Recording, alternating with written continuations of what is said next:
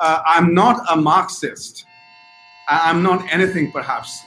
I'm certainly not a Marxist as you have in South Asia. The Marxists that we have in South Asia are kind of very as limited in their field of vision as you have religious radicals.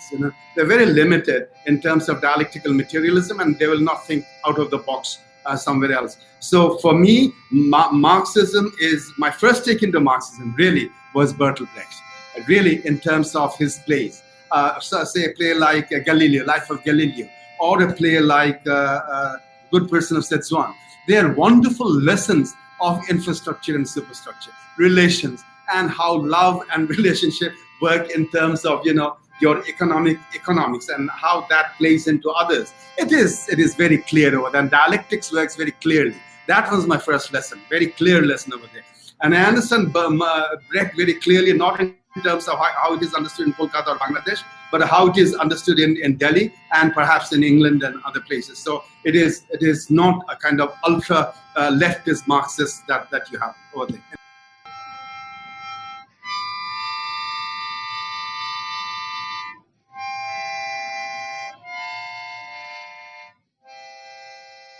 One would wonder why some of these questions that you have raised through your works, particularly written works, right now I'm not talking about the theatre that you have done, and the way you would like to read indigenous performances in the light of the contemporary political questions in Bangladesh. One wonders why it didn't occur to many of those anthropologists and sociologists who are also intellectually committed to read traditional resources in this way. So part of the question, part of a problem with folklore in art is that it has been a colonial heritage in a way. So, and on the other hand, in Bengal, starting from Bengal, say Thakur Dadar Jhuli, Dakshiнаranjan Rai, Tagore, and others, they had fashioned it as anti-colonial resistance also, as our past, our glorious heritage, and how you look back. Having said that, everybody, Tagore and all, even Tagore has certain aspects who critiques it. Their notion of folklore is of people who it is on the villages, and the villages is a place where the rejected and the unsuccessful reside, except of course the top people who control the economy, the Jotdars. Otherwise, the common villages. I mean, by that I mean landless farmers, or even the middle or the lower, very small farmers. They are the bottommost layer of intellectual pursuit and product. So anything that they do is really backdated and outdated, and something that is not significant in terms of culture. And that has been the attitude, I think, from colonial times. This is from the time we accepted European proscenium theatre and rejected our tradition as such. Now, my position had been absolutely post-colonial and a bit of a nationalist. So you want to look at your past heritage, but you want to look at it critically, and you want to look at it dialectically. So if you employ Foucault, Marx, and anybody else, of course Marx too, so you begin and think that they are kind of sacks of potatoes. But then afterwards, if you look into subaltern studies and Foucault and Gramsci, then you begin to wonder whether it is actually sacks of potatoes but something else. And if you put your mind to, if you challenge yourself to see that there must be something in it for having aroused the interest of so many people. That you have very uncanny engagement with the Muslim culture, the Islamicate landscape in Bangladesh, and you try to convince us with a lot of interesting details that it's a landscape of peer culture actually. And somewhere one also gets an idea that Islam in Bangladesh, as well as in larger part of South Asia, would not have been possible without a great deal of interpretative peer cultures, right? Where did this idea emerge? In your youth when you're participating in Liberation War, or later on, or before that Liberation War? Well, it must have been from childhood, perhaps. My father never encouraged. it is traditional even in East Pakistan to groom your children into the Quranic studies. I mean, so when they're young, they read the Quran, they learn to read the Quran. My mother was very keen into it, but my father said, if our children are not going to understand what they're reading, there's no point in reading. There's no point in reading it by rote. So after a few days of Maulvi coming over, he just stopped it. And so it was never discussed openly. But I think my father always welcomed questioning. And he never, and my parents, none of them, forced me to say my prayers or forced me to follow something because it is in the book. So I think that is very, very much there. And plus the Liberation War, of course, it played a significant role in dismantling all structures of authority, including my parents. So I even rebelled against my father at one point and went to National School of Drama even without telling him. So that was there. So I told him the day I went, but I told my mother 2.5 days before I left. But because I had this scholarship, I didn't have to tell them to ask for money. You see, so I'm going to be. So everything was fixed, and I got the scholarship. So I told my mother 2.5 days before, and my father 2 days. My father just on the morning, and then I left because this was in early 80s. No, 1975. Oh my God. National School of Drama, right? And India at that time was a wonderful place. It was a pluralist place, and there I came to realize that my history lessons that I received in Pakistan was all bunkum, because in Pakistan we are taught that our history lessons would begin at 710 when Muhammad bin Qasim is supposed to have conquered Sindh and onwards. So it was all Muslim conquest that we are taught. So here I was flabbergasted. There's a difference and multiplicity of faith. So as a Muslim, I was looking for a book and a system, like an arborescent notion of religion. But Hinduism is plural. Hinduism is multiple. I mean, there's you can even question if there's something called Hinduism. It's a culture, and it's like a banyan tree, and you can pick any leaf up, and that is as much Hindu culture as any other leaf or branch. That fascinated me. So it was Shiv and Kali, and I was more fascinated with Shiv and Kali than, of course, with Vaishnav for some reason or the other. Again, maybe that has to do with my Islamic background and rebellion and all that stuff. But then, yes, that was fascinating, and that really helped me see life. I mean, I wasn't theoretically acute at that time, but then I could see the plurality, and I never questioned plurality.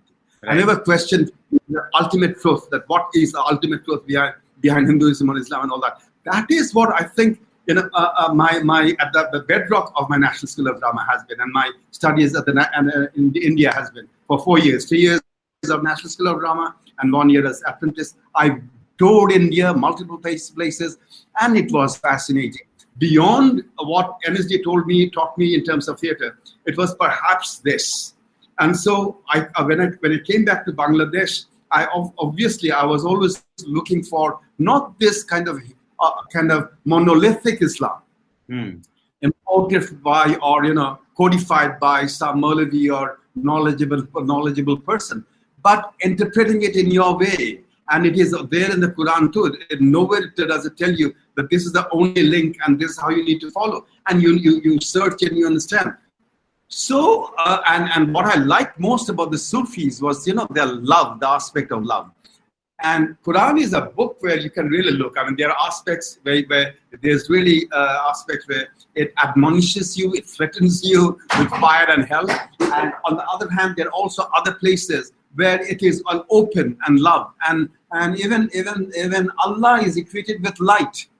So those are multiple layers. And then it is, I think what Sufism told me is an aspect of love, an aspect of questioning, multiplicity, and even going to the extreme that from one Sufi saint, Hallaj, way back in 7th or 8th century, Abbasid era, where he went to the extent that he fell in love with Allah so much that it is said that he said, Anal Haq, I am the truth. That is, Haq is another name for Allah. So I am Allah. And of course the Maulvis got so mad that he was chopped up into bits and thrown and burned and then thrown in the river. But still, each bit of his body said Anal Haq. Now, what it means basically is not literally that which everybody says. But then you can't destroy truth. You can't destroy somebody who really has understood his way by your dogmatic and uniform code of living. And that is what the Islamists are trying to do. I mean, beyond politics, this is ridiculous. And it was in a fantastic experience that I had in San Francisco at the seminar, I think in 2005, on Islam, that one scholar from, there was a huge debate on what I was saying, because the Americans thought that, those Americans in California, because they are very liberal and they thought I was attacking Islam, they thought really I was all anti-Islam, coming from being a Muslim, and this was, I was not serving the cause of Islam, etc. But finally, a scholar from Afghanistan came up and supported me and said that there are as many Islams as there are Muslims.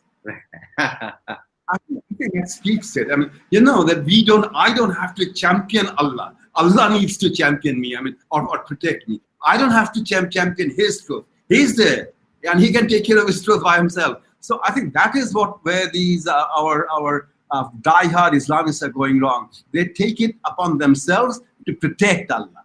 Allah doesn't need protection. The Prophet doesn't need protection. We need protection. The 70s was the time when NSD, and along with NSD, other institutions started by Pandit Nehru. NSD was known for all the good beginnings at that time. I'm sure you must be taught by late Ibrahim Al-Qazi. Yes, Al-Qazi Sahab. And you must have many of the good young actors those days who became later on. Yes, absolutely. My classmates were, Kaushik, but more importantly, others. I mean, they are very famous Bombay film actors now. I forget the name. I mean, maybe I'm saying I'll get senile. Names sometimes skip me, but it'll come back. Yes, National School of Drama was great at that time because I never felt that I was away from home, which doesn't mean that, I wasn't aware that I was speaking Hindi and but it made me feel at home because it never challenged me into regimenting me. I never tried to regiment me, but challenge me to look, ask questions. And that is what I got into Ibrahim Al-Qazi's classes, our teacher. And I think my first teacher in National School of Drama is just passed away a few days ago. But hats off to this man. He invited questions, and in his in his Western drama classes, we would sit opposite. We'd sit in a seminar, all around. So on three sides, and he would sit in one end, and I'd make sure that I sit at the other end, and I'd keep asking him questions, and he never got tired, and he never got irritated, and he never stopped me or never laughed at me.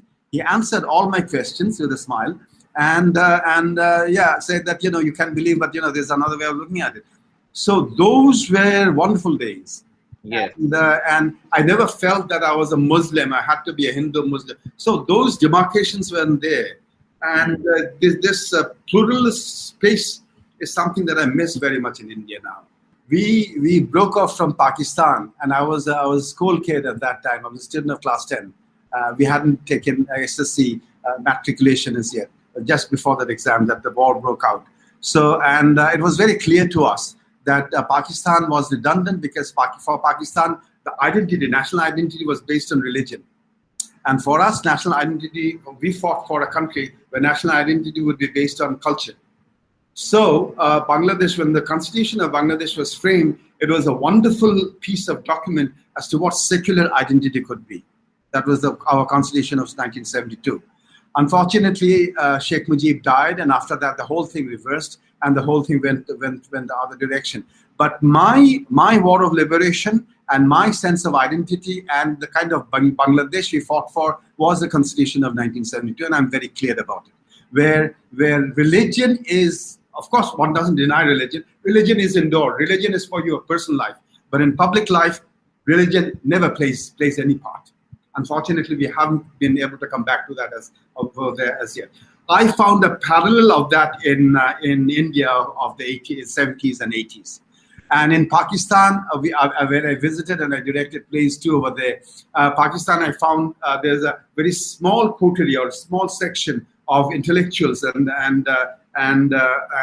who question the dominant discourse and of Islamic discourse, but the majority, of course, are Islamic and have gone that way. Now, I say Pakistan, India, and Bangladesh have all fallen into, in one way or the other, into the religious track. And once you do that, then once India does that, then India is no better than Pakistan or Bangladesh. And one didn't look up to India as a big brother with a huge country, but one looked up to India as a place of multiplicity, where civil society was vocal, where you could say anything you like as long as you respected the other, and the multiplicity was there. So that space one can always see. So having lived in India, I even married and divorced in India. So I have lots of friends of India and Pakistan and Bangladesh. So when one looks into the rise of Islamic identity in Bangladesh, one immediately sees its residence in Pakistan and India. So when one looks into it in this manner, one sees that it is not a simplistic idea of Bangladesh being this and India being that and Pakistan being that, but it is this idea of struggle for power, and their cultural politics is very important, of course. So how religion and how religion as culture too, is deployed as a political tool by Narendra Modi or Sheikh Hasina or Imran Khan for your political end. And their struggle for power there, I think for any one of them, none of them, it is very important whether you believe it or not. It is there, the performance is very important. So for Narendra Modi, it's very important to go into this before election, to go into Himalayas and sit into Dhyan, and that picture is of course circulated. That is important. That performance is important. And for our again, I don't forget that Sheikh Hasina, before the election, she would visit some holy shrine, and that has to be publicized. That performance becomes very important. So thereby, you are playing religion for your own end. Then one comes to this particular example that one has seen in your writing as well, and it's a fascinating example to pay attention to, particularly in the time of Charlie Hebdo, right? And this is the example of one actor, or in a theater performance, you portray Allah. Or you have referred to this example in your writing. I mean, portrayal of Prophet itself amounts to certain kind of blasphemy. Yeah. Yes. And you could be killed for it. Absolutely. Yeah. Yes, but and when I first submitted this book to UPL the first time, the reviewer really questioned it, that whether I was playing some kind of dramatic effect. But at each chapter, I have the references of the places of the performances I'd seen, and then the detail, the names and addresses. So anyone wants to look it up, and I even have a photograph.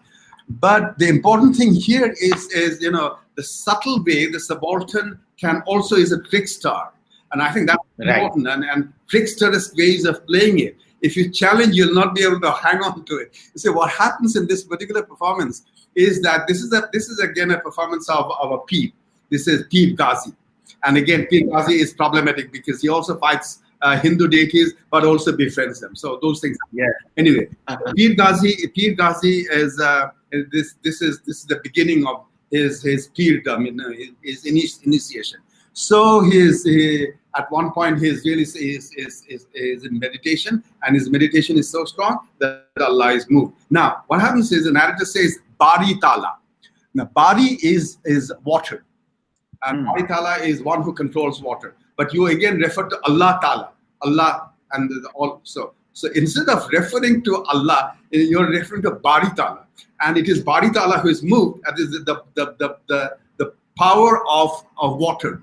Bari is water. So water controls water. So Bari Tala is moved, and Bari Tala sends Gabriel. Everything is there. You see? So Gabriel is sent to the Pir, okay, but you have fulfilled your penance and whatever you have been doing. So I give you these attributes, and you can play with them. It is Bari Tala. So to play Bari Tala, a man in white pajama and white Punjabi just stands up, and with tasbih in one hand, he just says, Gabriel, come over and go there. There you'll see my follower, and give him this and that. And he says that very quietly and sits down. There's no murmur anywhere, you see. But then clearly, they have a way of getting about. And if you press, they'll say, I've just represented Baritala. I've not said anything about Allah or anybody else. And they'll put a very, very meek face and say, I know nothing about it. I heard it from my preceptor, and then he gave it to me. And I thought Baritala is Baritala. This is kind of somebody there. But then Baritala is again Allah. And I have a picture of that. And so he gets Gabriel, and through Gabriel he sends his message. So those things are there. And I think this is also important that the subaltern performers have also their ways of covering their back, and they're tricksters. So as tricksters, you'll hardly be able to get hold of them and catch them. They'll disappear. In 1995, when I was desperately looking for a performance of Manik Peer, a Jatra performance of Manik Peer, I couldn't trace it anywhere. I really looked for village to village, but sometimes you cover one village and right in the next village, performer could be there and you somehow miss it. And in 2002, I was accidentally invited by a friend, and there I learned that there is a performance of Manik Jatra taking place. In 95, everyone had told me that, yes, we knew that, but this performance has disappeared. It doesn't exist anymore. But then again surfaced in 2002. So I think these performers are also tricksters in the way that they can disappear and then get surfaced again. And I don't think it's very, very easy to hang on to them or hold them. There's another Peer, Mother Peer, and he's more fascinating. Mother Peer challenges Allah. Because at one village, what happens is cholera strikes, and a young boy of just a young child, I think a few days old, that child dies of cholera. Mother comes to know and gets this angel of death, Azrael. He says, come here, and by his spiritual power, gets hold of the soul of the boy, says, I'm not going to release that soul. This baby has done no wrong, and so you cannot kill this baby. So Azrael goes to Allah, complains to Allah, and Allah, of course, promptly sends mother to hell. And then you have mother's foster mother, which is Fatima, and Fatima is the Prophet's daughter. Fatima goes to Allah, and Fatima challenges Allah at one point and says that I am the creator of the creator. Then Allah says, how is that? She says that, look, in the beginning there was nothing, there was all void, and out of that void came an egg. Do you remember? And Allah is forced to remember and says, yes, I incubated that egg for thousands and thousands of years, and then that egg burst, and from there came the Prophet, and you were the soul of that egg, and everything else was created from that egg. So I, as the mother of the creation, or even your mother, I demand that my foster son be released. And so mother is finally forced to release. So you see, these stories are there, but sometimes if you go to these performers and ask for this performance, they'll say that my preceptor has forbidden me to perform this story. If they see that the prevailing condition is dangerous, they will not even perform it. Similarly, you'll have in Manusha Mongol.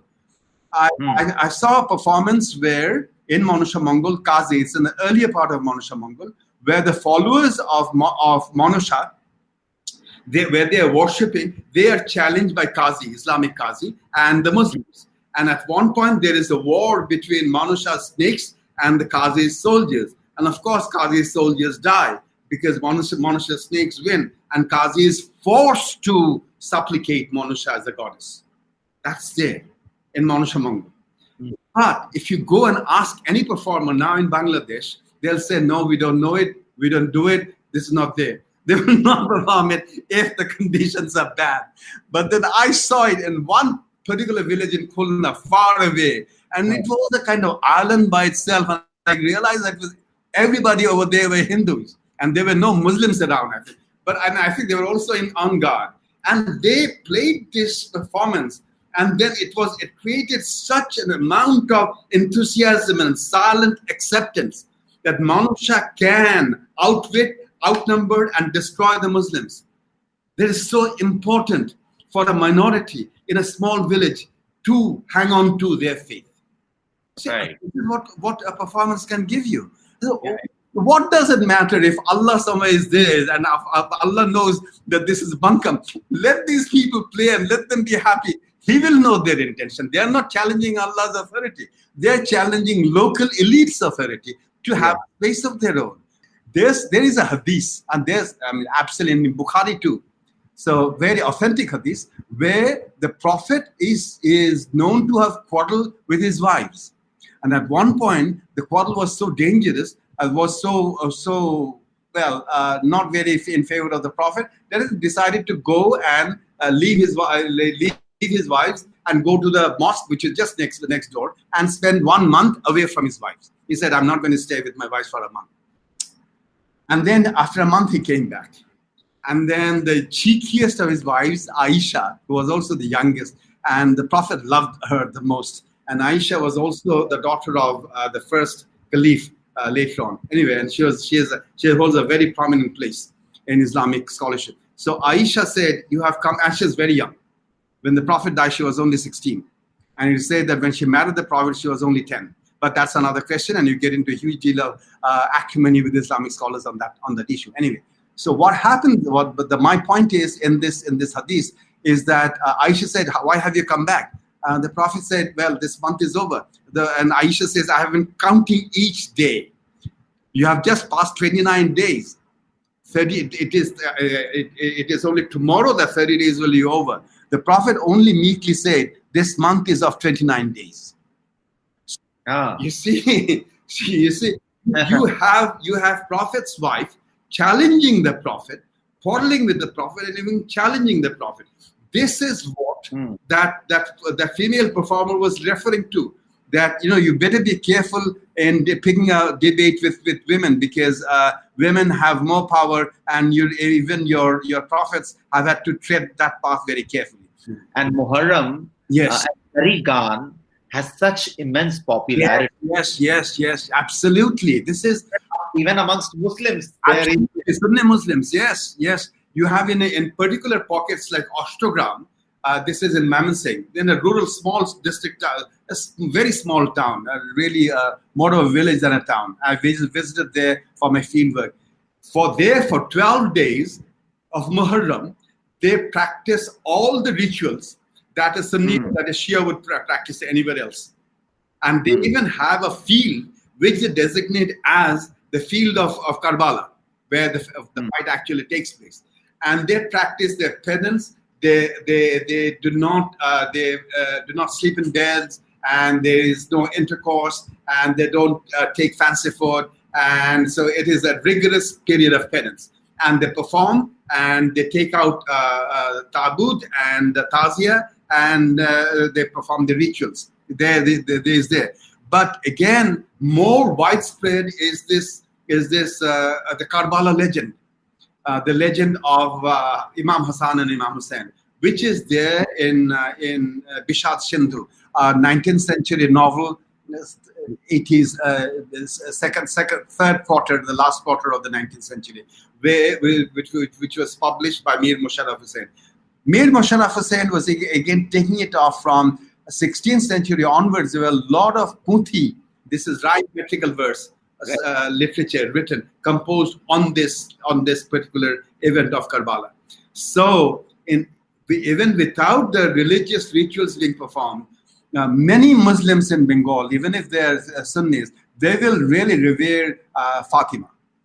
Fatima is equivalent to a mother, like you have Sita. So for many performers, Fatima is equivalent to Sita. Fatima is even for some equivalent to Kali or Durga. So that mother figure we have accepted as Fatima, daughter of the Prophet.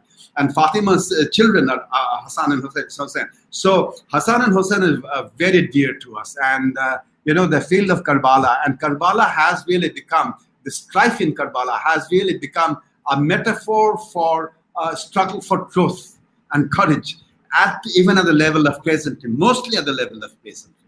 So if you're referring to a struggle for truth, if you're referring to struggle for or a martyrdom or a fight for justice, the easiest way of doing it is referring to Imam Hassan and Imam Hussein. So we hold them dearly, and we hold even Fatima dearly. There is no fight against in terms of Sunni religious clerics and the kind of clerical fight they pick up in Pakistan. I think this is bunkum. This is ridiculous. I have heard in Zarigan, women involvement is also very significant. Yes. In Ashtogram, women organize their own marcia. That is Yes. songs, their own circles. They don't play with men, but women have their own circle of marcia, and they practice and they sing those songs, Right. and they read and they perform their penance and rituals. They have their own way of doing it. So yes, there's significant pockets doing that. Apart from the Shia community, the Sunnis also perform it. And I think this widespread practice was imported by the Mughals. It was after the Mughal conquest. And many of the Mughals, as you know, were Persians, and many of them have Persian roots or stayed in Persia for a long time. So for the Mughal, Persian roots are very important. And via Persia, many think Persians, at least this Imam Hassan and Hussein and Karbala legend. Karbala legend has had a huge impact. And I did a performance, a play of Bishat Sindhu in '92, and which was hugely popular and made a very huge impact. And it got rave reviews. Yes, at that time, very much. And but initially there was the group that I was doing it with was Dhaka Padati. They were Marxist and left-leaning group, and they were apprehensive that I was importing religious, blind faith into their diehard Marxist dialectics. But after seeing the performance, I think they understood. What we did was incorporated within the narrative. We asked questions at various places, you see. So it was a narrative form of performance. So the narrator was also there. We also played the scenes out. And in various places, the narrator also asked questions. That why has we hold Imam Hassan or Imam Hussein so dearly? So why does he have to marry the fourth time or the fifth time or the fourth time? Why does he have to bring in another wife?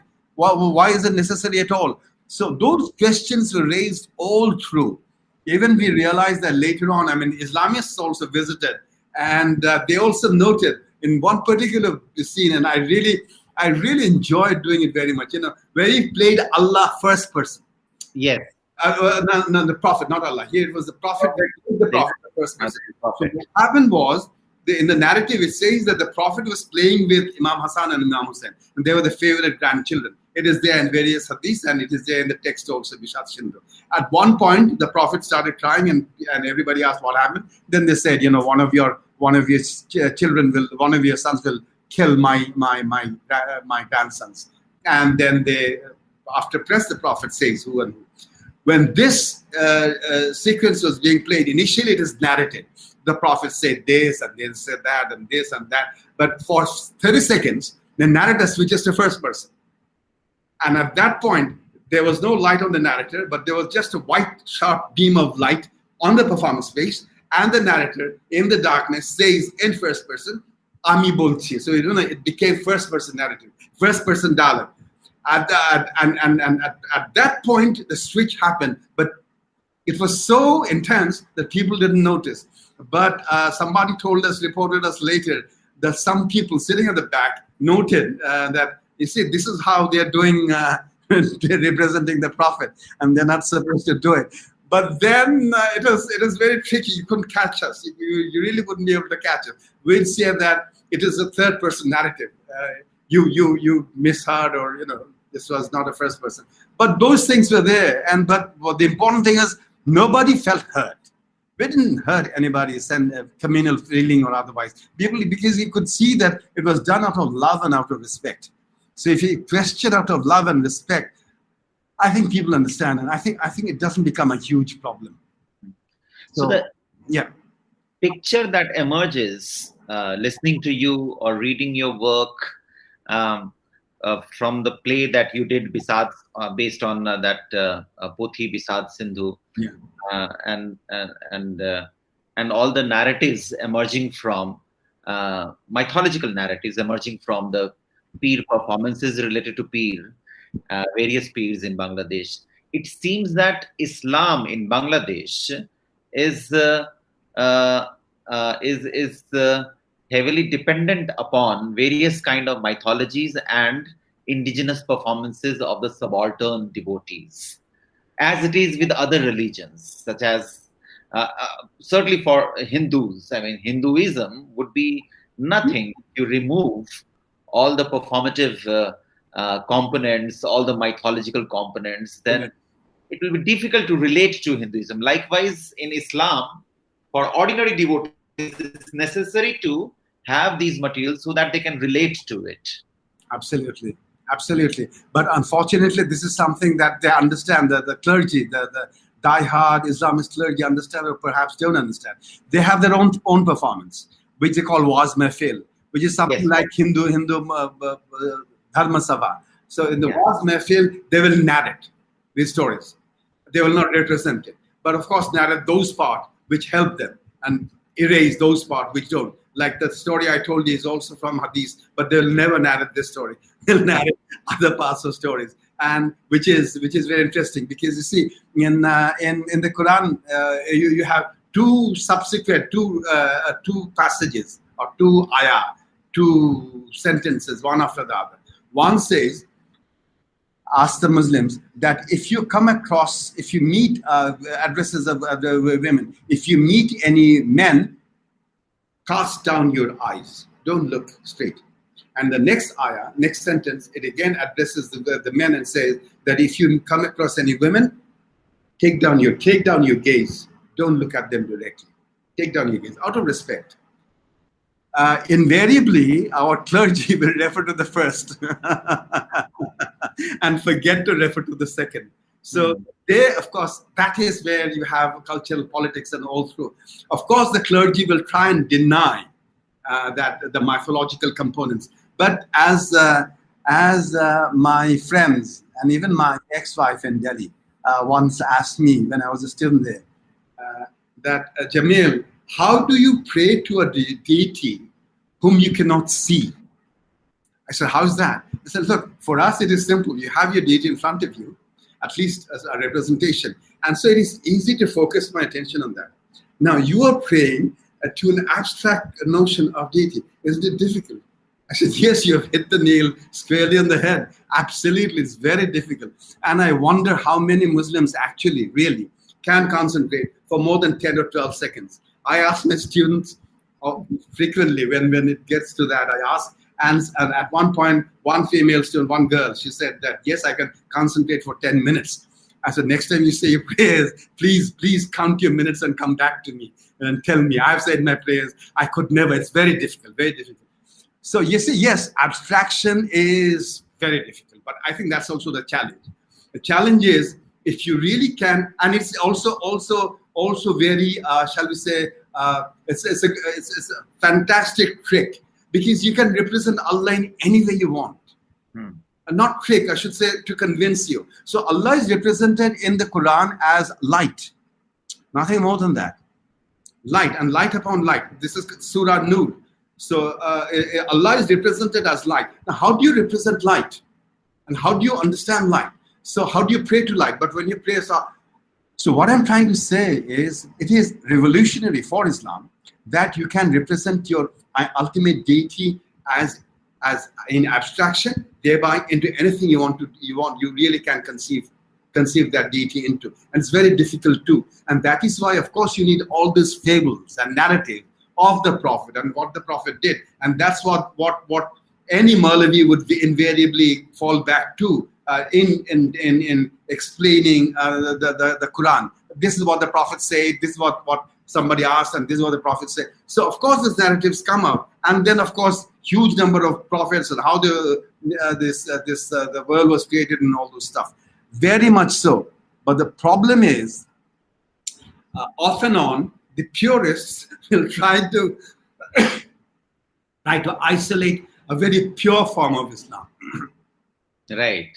That becomes difficult, because you see, on the other hand, I say that, you see, my point is, why don't you see that if a Peer says Namaskar, the Peer is mobilizing a Hindu term to acculturate Hindus into your fold. So your fold is getting heavy. So why don't you see that if I mobilize Hindu terms to get Hindus into my fold, your fold is heavier, so your followers are getting richer. So what is wrong with that? Of course, they said no in whatever manner. But that is what the Sufis did. So this is again a problem. I think this is again a problem of identity crisis. who is a Muslim? Finally, how do you define a Muslim? However you define against an other. I am a Muslim because I am not a Hindu. So a Hindu does this and I don't do that. So I is defined by the other, and in defining the other, the immediate other that you have in Bangladesh or in India or Pakistan is a Hindu, or in India at least is a Hindu. So if you want to define your I by an other that is a Hindu, then of course you have to negate all those Hindu aspects. Right. So, because you're afraid, I think finally. You're afraid that Hinduism is a huge sponge. It has acculturated, it has really subsumed indigenous cults like Manusha. It has subsumed even Buddhism, Sikhism, and lots of religious faiths that emerge in South Asia. With Islam, it could not, because Islam is following a completely different system of knowledge. Its system is approaching knowledge is very different from Hinduism. So again, also the Muslims, I think, are also very scared of being subsumed into this fold of Islam, Hinduism. So you're constantly at odds to define your I against the other of Hindu, and thereby you do not want to accept anything that Hindu does, because that will gradually dissimulate you. This will dissolve your I into the other. I think there lies the fear of every I. It's not only Muslims, also the Hindus, also maybe any diehard Christian. So that this ultimately is struggle over this identity and crisis over identity.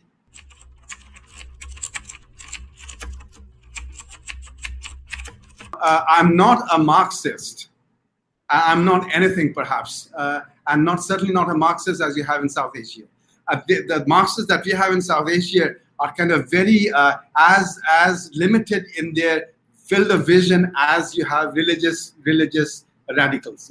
They're very limited in terms of dialectical materialism, and they will not think out of the box somewhere else. So for me, Marxism is my first take into Marxism. Really was Bertolt Brecht.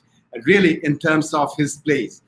So say a play like Galileo, Life of Galileo, or a play like Good Person of Szechuan. They are wonderful lessons of infrastructure and superstructure, relations, and how love and relationship work in terms of your economics and how that plays into others. It is very clear over there. And dialectics works very clearly. That was my first lesson, very clear lesson over there. And I understand Brecht very clearly, not in terms of how it is understood in Kolkata or Bangladesh, but how it is understood in Delhi and perhaps in England and other places. So it is not a kind of ultra leftist Marxist that you have over there. Anyway, and later on, when I read into Gramsci, he made absolute sense in terms of hegemony, in terms of struggle for power, and in terms of the subaltern classes. And then when you read into the subaltern classes, the discourse of the subaltern classes, Ranojit Guha, and the discourse that he produced on Neil Dorpon, say a play like Neil, this is absolutely clear. I mean, there is, he has put his case very clearly, and you understand very clearly. There is no bullshit over there, if I may say so. So yes, even in terms of Marx, the people are really thought of as saxophones, and that they don't understand. So here I have a huge problem over there. And later on, I think finally I understood it in terms of neo-historicism. And there, in the final account, so at the last instance, the economics play at the last instance. There are numerous ways any situation can be affected. It is futile to analyze entirely in terms of economics. I have Foucault to help me immensely, and Stuart Hall in terms of cultural politics. Yes. So thereby, and Stuart Hall was immensely skeptical of Foucault initially, but then later on you see how he also borrows and expands wonderfully. So this is my world, and then later, of course, you have Gayatri Spivak, and so it is from these people that have learned more about Marx to understand that the infrastructure is indeed very important, vitally important. And at one level, yeah, and that has nothing to do in terms of my performance. I understand it quite well, and I see everywhere, even in theater, I see very clearly now that I'm running a group. I see very clearly how the economics of theatre affects the kind of plays that you do, and how, because you cannot pay your actors, how they are also not paying you back by attending the rehearsal. Even if you had been able to pay, say, 50,000 taka a month, why wouldn't we have had the best of actors in our group theatre practices too? Right. So those things have made me abundantly clear to me that economics is very important in politics, and not only in politics, in culture, definitely. But without any kind of the formulaic Marxism, absolutely. I think those are they're mechanistic Marxists, who do not take into consideration of yes, I understand the dialectics, I understand, and I understand the three laws, but it is that you don't have to rigorously point out those three laws everywhere, and if you don't have to commit suicide because you can't find it. It'll work somewhere else, not exactly the kind of way that you want to try to see. So you see, and I think from where Marx was working, say 150, 170 years ago, to where the world is now, is much, much more complex. It is much, much more complex to define the class of any person, whoever that person is. And this is fantastic. You see a person who apparently would be a subaltern, who is really driving rickshaw. Then he takes us the phone. He calls back home. And he was instructing somebody back home that you better hoard rice so that you can sell at a higher price. So you see, those things are happening. You can't really, simplify class anymore in 2020. And you have to take all those things into consideration now. In India, we say a lot of university Marxism. Marxists in universities are basically 10 a.m. to 5 p.m. Marxists. Only during job hours, they are Marxists to attract all sorts of funding and to attract all sorts of interest, and also to brainwash students and make them their own pawns in their own personal battles. Yes. That's very sad. That's sad that you have in Bangladesh too, except that you don't have Marxism always. You have other intellectual employees to make them pawns. That's very sad in the universities. Anyway, Dave, it was a huge pleasure talking to you too. Same here. Those things up.